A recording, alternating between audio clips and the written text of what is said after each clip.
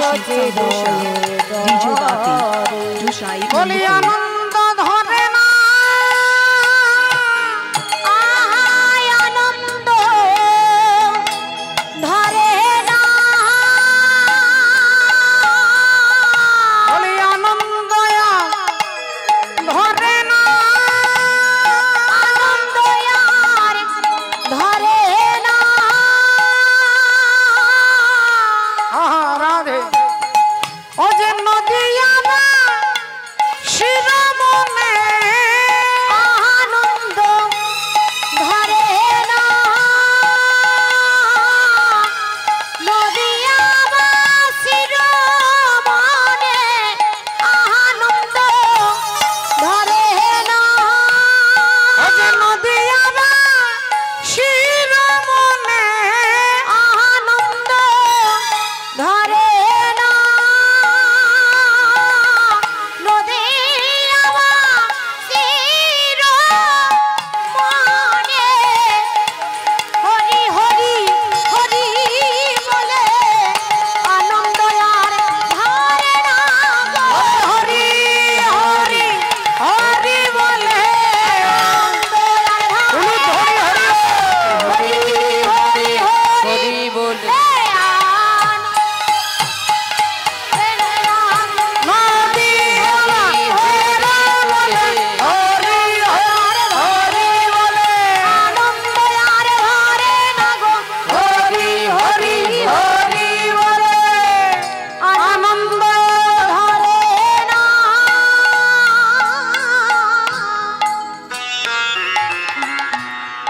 আহা রাধে ও গো জন বল ভিল গোরা সচির উদরে আর জনমল ভেল গরা সচির উদরে আর জনমল ভেল গোরা সচির উদরে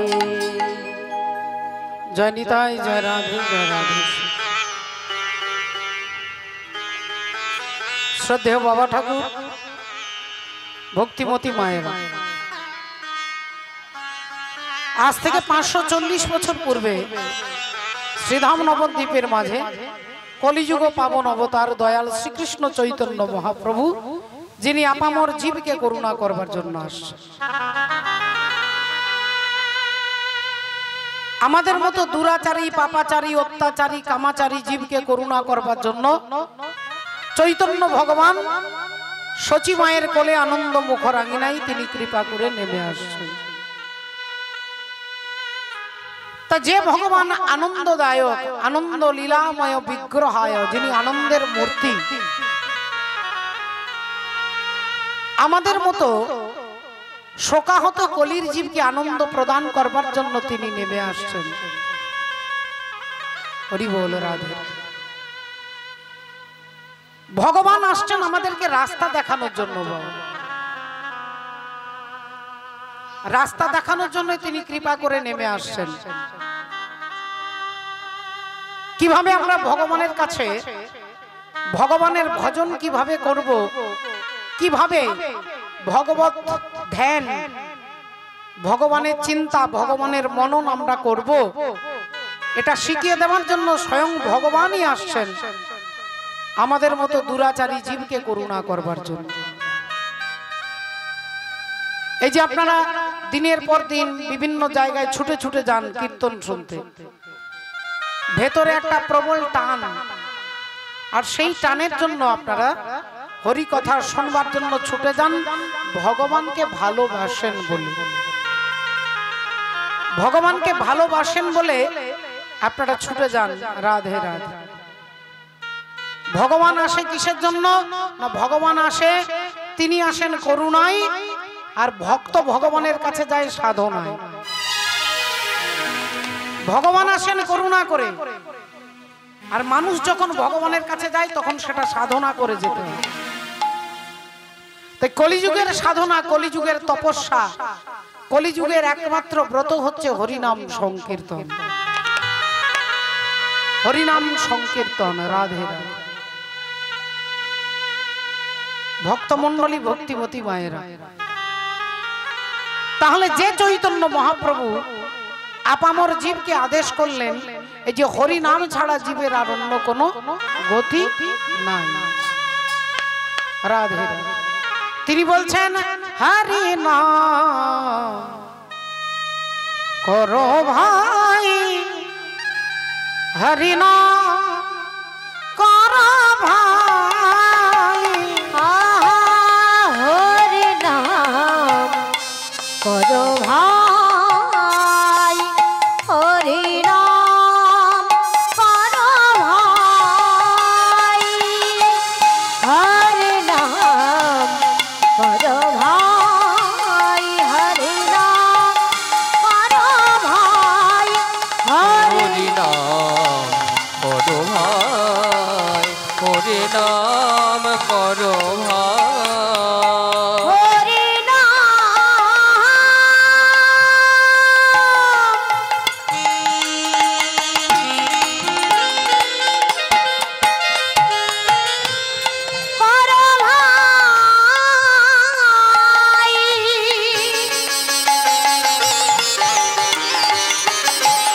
কৃষ্ণ নাম করো ভাই, হরি নাম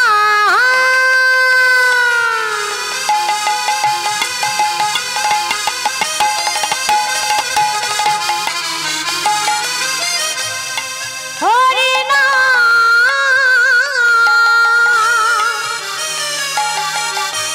কৃষ্ণ নাম, কৃষ্ণ নাম হরি নাম করো ভাই, হরি নাম করো ভাই, হরি নাম করো ভাই, হরি নাম করো ভাই, হরি নাম করো ভাই, হরি নাম করো ভাই। হরি নাম প্রচার করতে স্বয়ং ভগবান হরি তিনি করুণা করে সচি মায়ের কোলে নেমে এলেন। বৈষ্ণব পদকর্তা বলছেন জয় জয় কলরব নদিয়া নগরে, জনমল ভিল গোরা সচির উদরে। হরি বল। সচি মায়ের কোলে নেমে এলেন ওই পূর্ণিমার চন্দ্র যিনি কিরণ প্রকাশ, ওই পূর্ণিমার চন্দ্র যিনি কিরণ প্রকাশ, পূর্ণিমার চন্দ্র যিনি কিরণ প্রকাশ, আই গো তোরা দেখে যাহা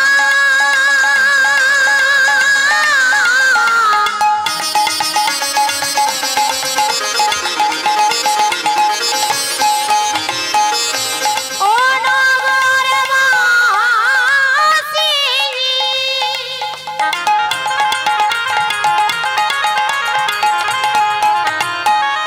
দেখে যা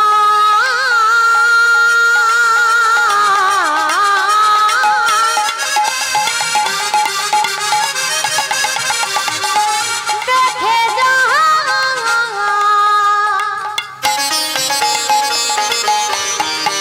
ওই পূর্ণিমার চন্দ্র যিনি কিরণ প্রকাশ, ওই পূর্ণিমার চন্দ্র যিনি কিরণ প্রকাশ, আর দূরে গেল অন্ধকার পাইয়া নৈরা, আরে দূরে গেল অন্ধকার পাইয়া নৈরাস, দূরে গেল অন্ধকার পাইয়া নৈরাস, আধার দূরে যাবে হে, আধার দূরে যাবে হে, আধার দূরে যাবে হে, আধার দূরে যাবে হে, ওই গোরা চাঁদের উদয় হলে, আধার দূরে যাবে হে, গোরা চাঁদের উদয় হলে, আধার দূরে যাবে গোরা চাঁদের উদয় হলে, হরি হরি হরি বল। ওই গোরা চাঁদের উদয় হলে, হরি হরি হরি ওই বলে, গোরা চাঁদের উদয় হলে, হরি হরি হরি ওই বলে, গোরা চাঁদের উদয় হলে, হরি হরি হরি বলে, আধার দূরে যাবে হে, আধার দূরে ও গো দূরে গেল অন্ধকার পাইয়া নৈরাস, দূরে গেল অন্ধকার পাইয়া নৈরাস। অজ্ঞান অন্ধকারকে দূর করবার জন্য চৈতন্য চন্দ্র এই কলিযুগে আসছেন।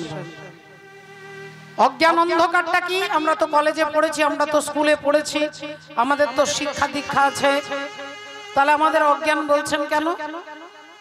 চৈতন্য চরিতামৃতে বললেন কৃষ্ণ ভুলিয়া জীব অনাদি বহির্মুখ, অতএব মায়া তারে দেয় সংসার আদি দুঃখ। কৃষ্ণ ভুলিয়া জীব অনাদি বহির্মুখ, অতএব মায়া তারে দায়ী সংসার আদি দুঃখ। যখনই আমরা ভগবানকে ভুলে যাব, যে কোনো কাজের মধ্যে, যে কোনো কাজের মধ্যে যখনই আমরা ধর্মকে প্রয়োগ করব, দেখুন কর্ম, একটা ডাকাত আর একটা ডাক্তার, ডাকাতের হাতে ছুরি থাকে আর ডাক্তারের হাতেও ছুরি থাকে। ডাকাতও মুখে কাপড় চাপা দিয়ে আসে, ডাকাতি করতে মুখে কাপড় ঢাকা দিয়ে সেও আসে। আর ডাক্তার বাবু যখন অপারেশন থিয়েটারে যায় বলে তখন তিনিও মুখে মাস্ক পরে ঢাকা দিয়ে যান। কিন্তু ভক্তিমতী মায়েরা, ডাক্তারের হাতেও ছুরি, ডাকাতের হাতেও ছুরি, ডাকাতের মুখ ঢাকা থাকে, ডাক্তারের মুখ ঢাকা থাকে, কিন্তু ডাকাত যখন ছুরিটা চালায় তখন একজনকে খুন করবার জন্য চালায়, আর ডাক্তার যখন ছুরিটা চালায় আপনার পেটের মধ্যে আপনাকে বাঁচানোর জন্য চালায়। আপনার পেটের মধ্যে, আপনার পিঠের মধ্যে, আপনার পায়ের মধ্যে, শরীরের মধ্যে টিউমার হয়েছে, ডাক্তারবাবু ছুরি চালিয়ে ওই টিউমারটাকে অপারেশন করে আপনাকে সুস্থ করবার জন্য কিন্তু তিনি ছুরি চালায়। আর ডাকাত যখন ছুরি চালায় তখন কাউকে খুন করবার জন্য। তাহলে দুটো একই রকম দেখতে হলেও উদ্দেশ্যটা আলাদা। এই যে এখানে উত্তম ভাইয়েরা, যারা আরো অনেক ভাইয়েরা, দাদারা, কাকারা, বাবারা রয়েছেন, এখানে যে পরিশ্রম করছেন, দেখুন কাল সকাল থেকে, পরশুদিন সকাল থেকে আবার আপনাদের সংসারের জন্য কাজ করতে হবে। আবার আপনাদেরকে সকাল থেকে রাত্রি পর্যন্ত সংসার কিভাবে চলবে, ছেলে মেয়ে আত্মীয় পরিজন কিভাবে রক্ষা হবে, পরিশ্রম আপনারা করছেন। আর এই হরিবাসরের জন্য পরিশ্রম করেছেন, কিন্তু দুটোর উদ্দেশ্য আলাদা। এই হরি নামে যখন পরিশ্রম করছেন তখন আপনার সুখটা ব্যক্তিগত নয়, তখন সারা এলাকার, সমগ্র পৃথিবীর মঙ্গলের জন্য, এই ধরিত্রী মাকে আনন্দ দেওয়ার জন্য আপনি পরিশ্রম করেছেন। আর আপনি যখন ছেলে মেয়ের জন্য পরিশ্রম করবেন সেটা আপনার ব্যক্তি কেন্দ্রিক হয়ে যাবে, পরিবার কেন্দ্রিক, তখন সেটা পৃথিবীকে আনন্দ দেওয়ার জন্য নয়। তাই দুটোতেই পরিশ্রম, এতে একটার মধ্যে ধর্মযুক্ত আছে আর একটার মধ্যে কর্তব্য যুক্ত আছে। সংসারের জন্য পরিশ্রম করবেন, এটা আপনার কর্তব্য, কিন্তু যখন পৃথিবীর জন্য, মানবের জন্য করবেন তখন সেটাই হয়ে যাবে ধর্ম। রাধে রাধে। ওগো পাপীর তরে, পাপীর তরে আসেন ভগবান। ওগো পাপীর তরে, পাপীর তরে আসেন ভগবান। পাপীর তরে, পাপীর তরে আসেন ভগবান। ওরে এই ব্রহ্মাণ্ডে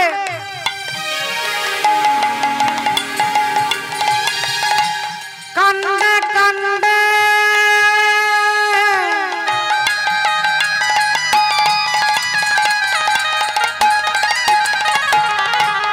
এই ব্রহ্মাণ্ডের কাণ্ডে কাণ্ডে ওগো ভক্ত রূপে গুণ আসেন ভগবান। ওগো পাপীর তরে, পাপীর তরে আসেন ভগবান। পাপীর তরে, পাপীর তরে আসেন ভগবান। ওরে বহু পাপী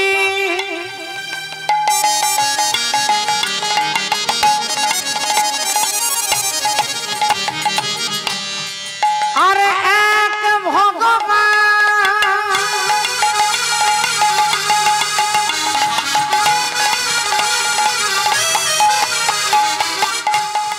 আরে যুগে যুগে হয় অধিষ্ঠান বহু পাপী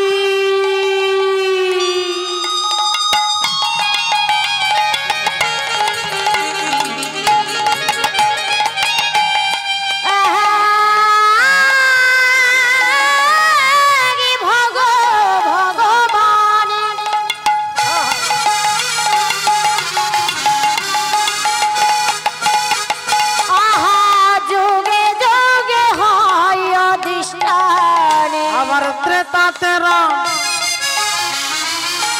ও গদা পরে শ্যাম আর ত্রেতাতে রামে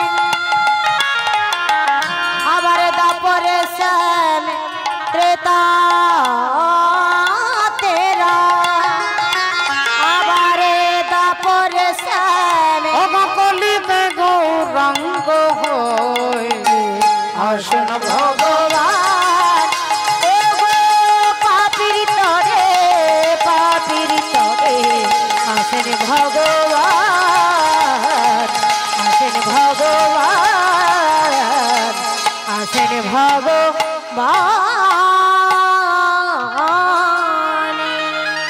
ভক্তিমতী মায়েরা। তাহলে পাপীদের জন্য ভগবান আসে, পরিত্রাণায় সাধু নাম বিনাশায় চ দুষ্কৃতম, দুষ্টের দমন করতেও আসে, ভক্তকে রক্ষা করতেও আসে, আর ধর্মকে প্রতিষ্ঠা করতেও তিনি আসে। তাহলে কলিযুগের ধর্ম হচ্ছে হরিনাম সংকীর্তন। এই হরিনামের দ্বারা কি হয় মা? বললেন একজন অসাধু ব্যক্তি সাধুতে পরিণত হতে পারে যদি তার বিবেক জাগ্রত হয়। যদি বিবেক জাগ্রত হয়, রাধে রাধে, একটু ভেবে দেখুন মা। দস্যু রত্নাকর ছিলেন ডাকাত, রত্নাকর ছিলেন ডাকাত। চুরি করা, ডাকাতি করা, লুট করা, মারপিট করা ছিল তার স্বভাব। ওই রত্নাকর তিনি বাল্মীকি মুনিতে পরিণত হয়ে গেলেন। প্রতিদিন জঙ্গলে দাঁড়িয়ে লুকিয়ে থাকতেন। রাস্তা দিয়ে কেউ গেলে তাকে লুট করে সর্বস্ব কিছু নিয়ে তাকে হত্যা করে ফেলতেন, আর নইলে তাকে ছেড়ে দিতেন। আর তাকেই একবার কৃপা করবার জন্য দেবর্ষি নারদ,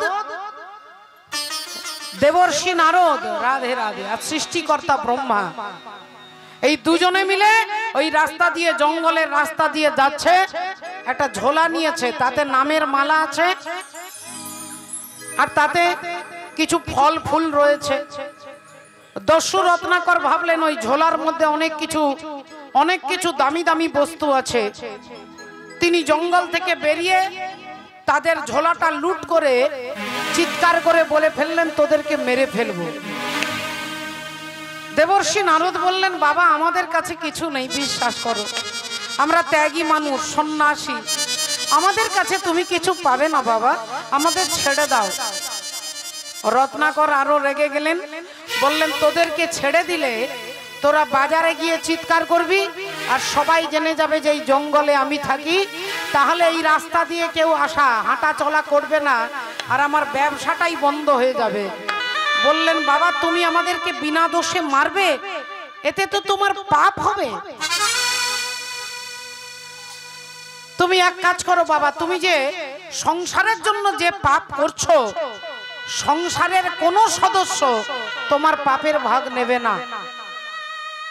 সংসারের কোন সদস্য তোমার পাপের ভাগ এক বিন্দুও নেবে না।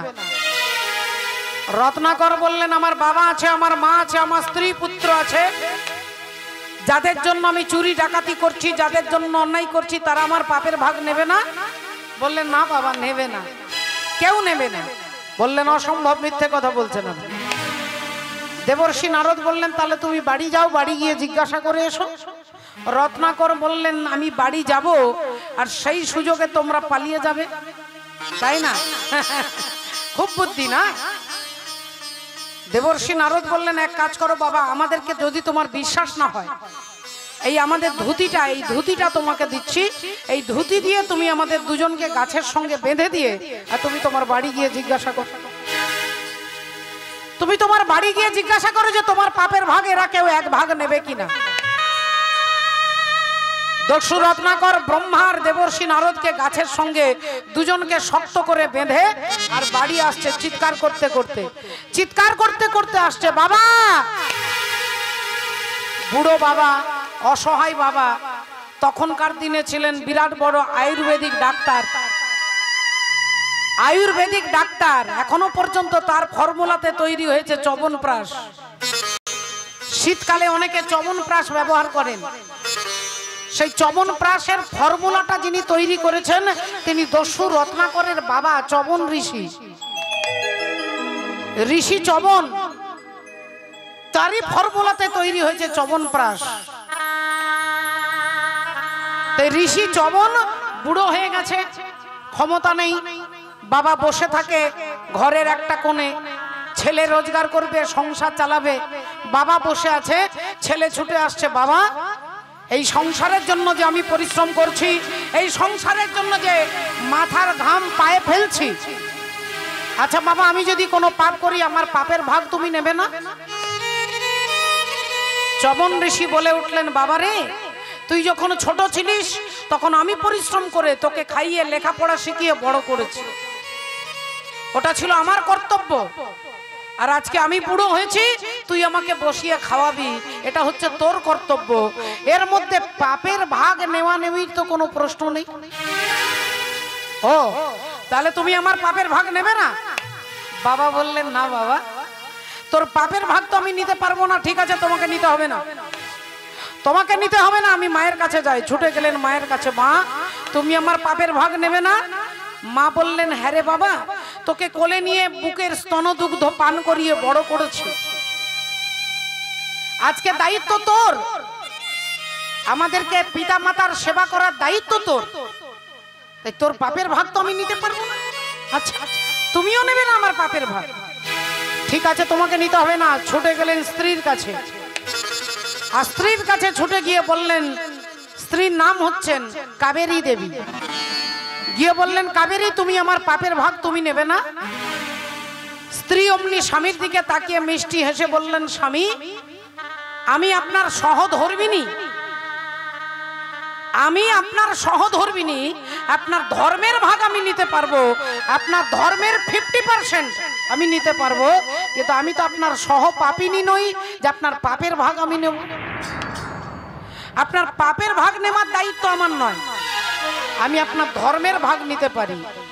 যেই এ কথা বলেছেন দস্যু রত্নাকর সঙ্গে সঙ্গে জ্ঞান চক্ষু খুলে গেছে, ছুটে আসছেন দেবর্ষি নারদের কাছে, আর এসেই হাত জোড় করে বলছে যে আমার এই পাপের ভাগ আমার বাবা, আমার মা, আমার স্ত্রী, পুত্র, সংসারে কেউ আমার পাপের ভাগ নিচ্ছে না।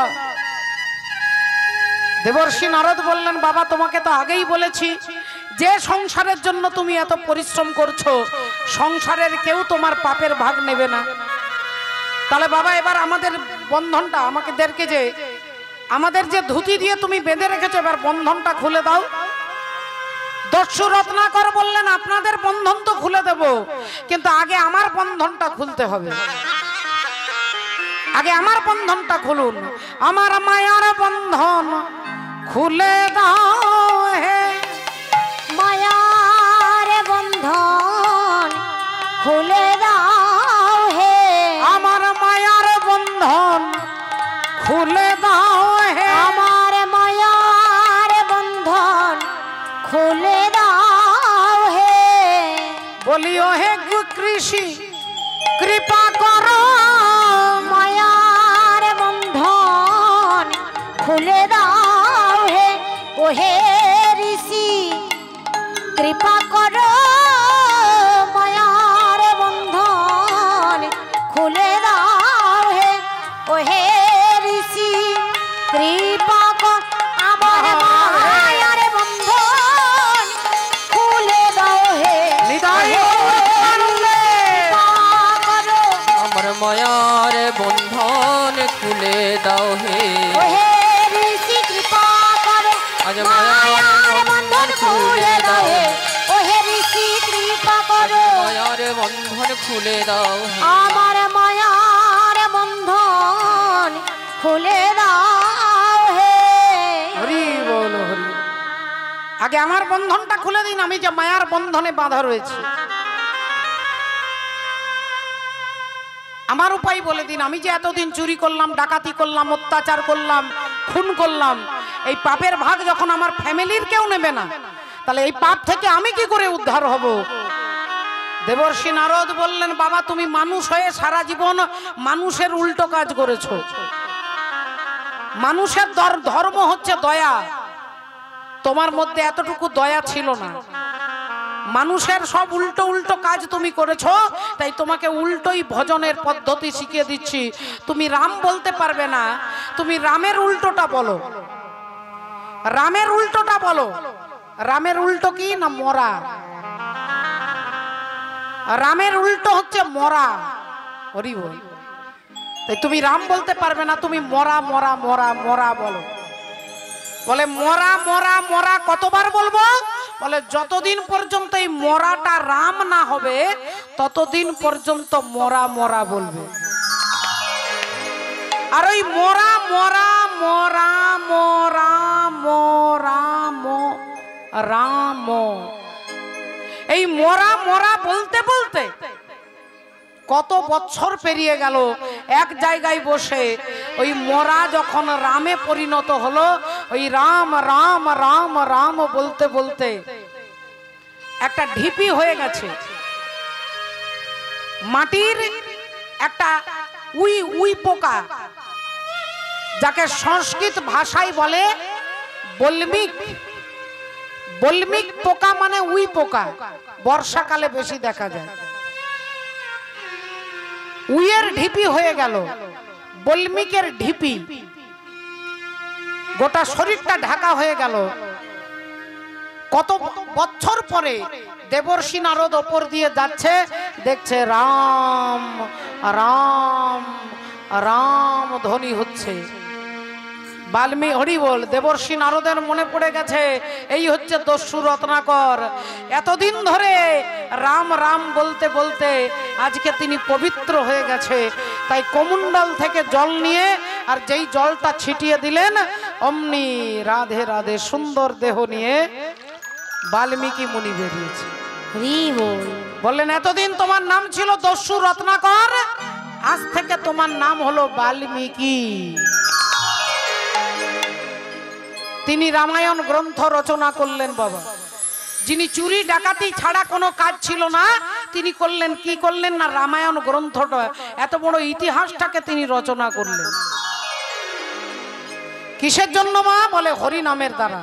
তাই হরি নামের দ্বারাই মানুষের চরিত্র পরিবর্তন হতে পারে যদি তিনি চেষ্টা করে, যদি তিনি ভেতর থেকে আত্মগ্লানি হয়, যদি তিনি মনে করে যে হ্যাঁ আমি এটা পাপ করেছি, বলে তাহলে হরিনাম তাকে পাল্টাতে অবশ্যই সাহায্য করবে। রাধে রাধে, অবশ্যই সাহায্য করবে।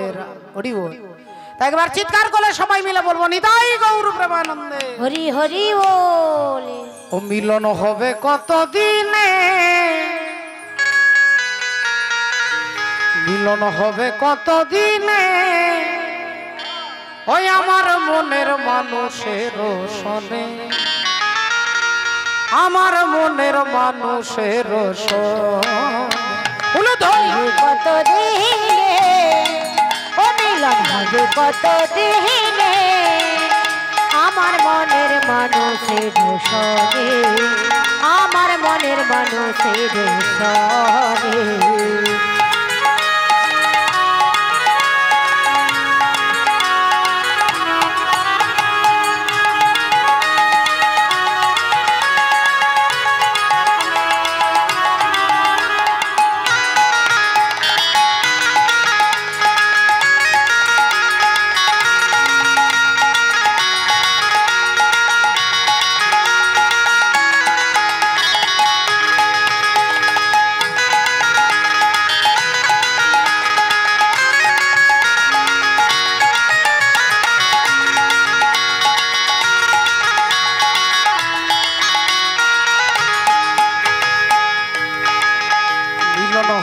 কত দিনে, মিলন হবে কত দিনে, আমার মনের মানুষের সনে, আমার মনের মানুষের সনে। মিলন হবে কত দিনে, ও মিলন হবে কত দিনে, আমার মনের মানুষের সনে, আমার মনের মানুষের সনে।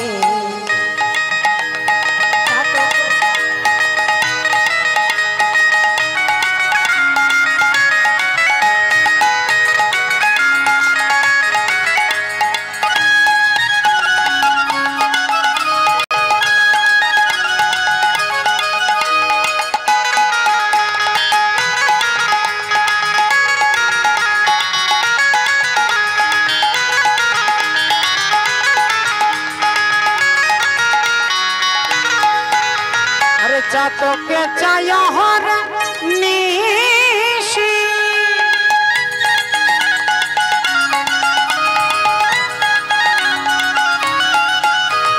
চাতকে চায় হর নিশি চেয়ে থাকে কালো শশী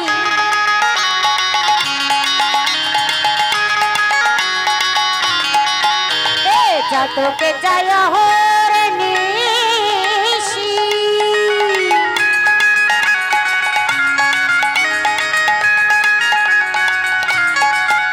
আহাতে থাকে সারা দিশি আমি ভজবো বলে কালো শশী আমি ভজবো বলে কালো শশী আমি ভজবো বলে কালো শশী হয় না কপাল গুনে ওটা হয় না কপাল গুনে আমার মনের মানুষের সরে আমার মনের মানুষের সরে মিলন হবে কত দিনে ও মিলন হবে কত দিনে আমার মনের মানুষের সরে আমার মনের মানুষের সরে আমার মনের মানুষের সরে আমার মনের মানুষের সরে আমার মনের মানুষের সরে আমার মনের মানুষের সরে আমার মনের মানুষের সরে।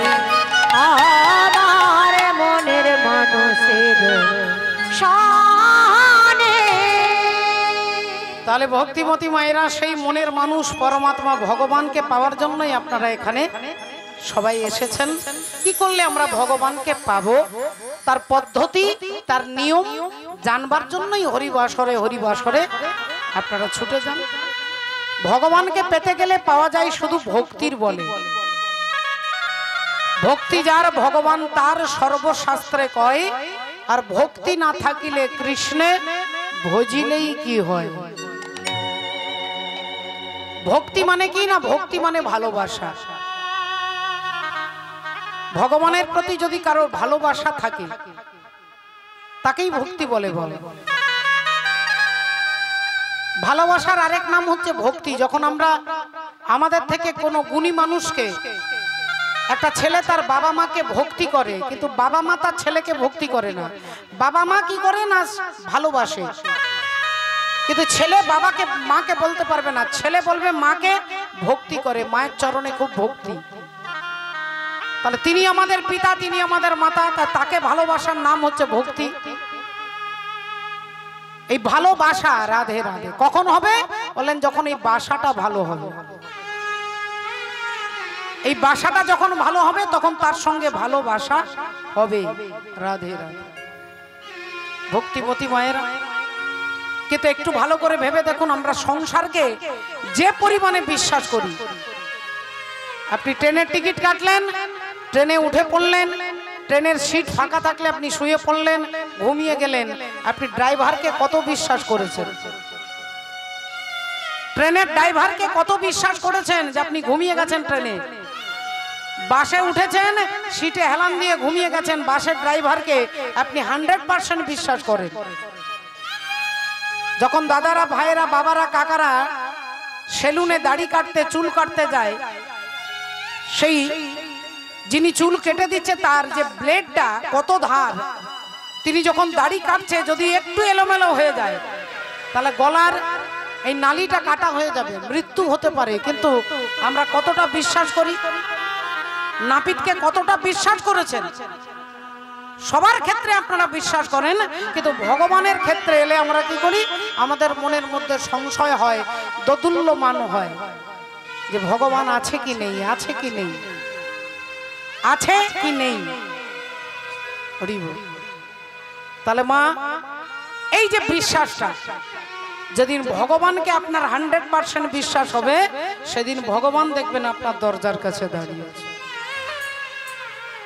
ভগবান আপনার দরজার কাছে দাঁড়িয়ে আছে। সংসার যবে মন কেড়ে লয়, জাগে না যখন প্রাণ। সংসার যবে মন কেড়ে লয়, জাগে না যখন প্রাণ সংসার জবে মন কেড়ে লয় জাগে না যখন প্রাণ তখন হে না প্রণমী তোমায় গাহিব সে তব গান সংসার জবে মন কেড়ে লয় জাগে না যখন প্রাণ সংসার জবে মন কেড়ে লয় জাগে না যখন প্রাণ অন্তর জানে ক্ষমসে আমার শূন্য মনের বৃথায় উপহার অন্তর জানে ক্ষম হে আমায় শূন্য মনে বৃথা জাগে প্রাণ পুষ্পবিহীন পূজায় আয়োজন ভক্তিহীন সে সংসার জবে মন কেড়ে লয় জাগে না যখন প্রাণ সংসার জবে মন কেড়ে লয় জাগে না যখন প্রাণ আচ্ছা মায়েরা আপনারা বলুন, যখন আমরা ছোট ছিলাম আমাদের মন আমরা বাবা মাকে দিয়েছি, একটু যখন বড় হলাম তখন এই মন আমাদের বন্ধু বান্ধবীদের দিলাম, তারপরে সংসারে হলো মন স্বামী স্ত্রী আত্মীয় পরিজন পুত্র কন্যাকে দিলাম মন, তারপরে যেই বুড়ো হয়ে গেলাম অমনি মন আর নাতি নাতনিকে দিলাম। তাহলে সবাইকে আমরা মন আমাদের ভাগ করে করে সবাইকে দিলাম, কিন্তু ভগবানকে দেওয়ার বেলায় আমাদের মনের মধ্যে কোনো ভক্তি কোনো রস নেই। তা ভগবান বললেন ওই নিরস মন নিয়ে কীর্তন শুনতে কেন এসেছো, কীর্তন গাইতে কেন এসেছো? মনের মধ্যে যদি কোনো ভক্তি নেই ভাব নেই কেন এসেছো হরিনাম গাইতে? বিশ্বকবি বলছেন প্রভু বালতিতে জল থাকলে মগে জল থাকলে কলসিতে জল থাকলে কেউ কলের কাছে যায় না, কিন্তু কলসির জলটা ফুরিয়ে গেলে তখন কলে নিয়ে গিয়ে ভর্তি করে নিয়ে আসে। তেমনি আমার এই দেহরূপ কলসিতে ভক্তির জলটা শুকিয়ে গেছে, এই হরিবাসরে এসেছি তোমার করুণার রসে আমার শুকনো হৃদয়টাকে ভিজিয়ে নেবার জন্য। গাহি তব গান শুষ্ক কণ্ঠে আশা করি প্রাণ পানে নিবিড় প্রেমের সরস বরসা যদি আসে মনে নেমে একদা সহসা আপনা হইতে ভরি দেবে তুমি তোমার অমৃতে।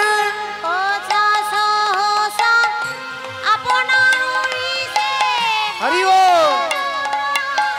তোমার অমৃতে আমি সেই ভরসাই করি পদ তলে শূন্য হৃদয় দান। সংসার জবে মন কেড়ে লয় জাগে না যখন প্রাণ সংসার জবে মন কেড়ে লয় জাগে না যখন প্রাণ সংসার জবে মন কেড়ে লয় জাগে না যখন প্রাণ।